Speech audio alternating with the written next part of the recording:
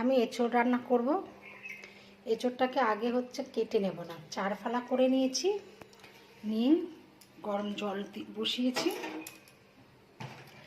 এতে 1 চামচ নুন দিয়ে দেব,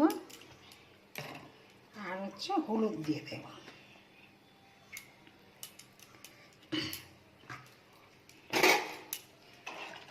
দিয়ে এঁচোড়গুলো এর মধ্যে দিয়ে দেব। হাতে আটাও লাগবে না, এতে সুন্দরভাবে এঁচোড়টা কাটা যাবে। আমি এখন ঢাকা দিয়ে দিচ্ছি।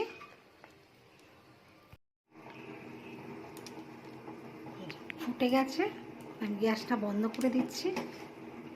এবার এটাকে ঠান্ডা জলে ধুয়ে নেব, ঠান্ডা জলে দিয়ে দেব।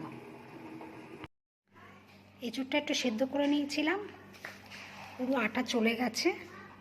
এবার আমি এটাকে কেটে নেব, বটি দিয়ে কেটে নেব। কেটে আমি দেখাচ্ছি।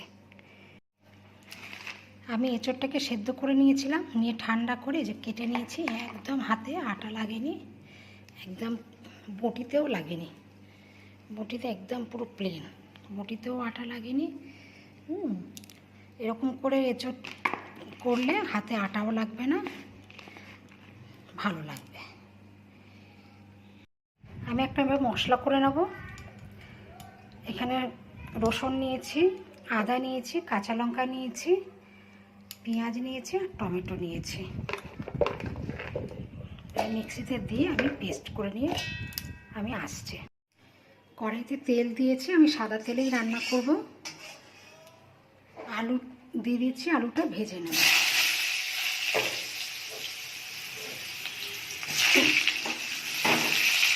আমি আলু এঁচোড় একটু ভালো করে ভেজে নেব, ভেজে তুলে নেব। আমি আলুটা তুলে নিয়েছি, এই তেলের মধ্যে আমি এঁচোড়টা ভেজে দেব। সামান্য একটু হলুদ দেবো, দিয়ে একটু ভেজে নেব। এঁচোড়টাও ভেজে তুলে নিয়েছি। এবার চিংড়িটা ভেজে তুলে নেব। চিংড়িটা দিয়ে দিলাম।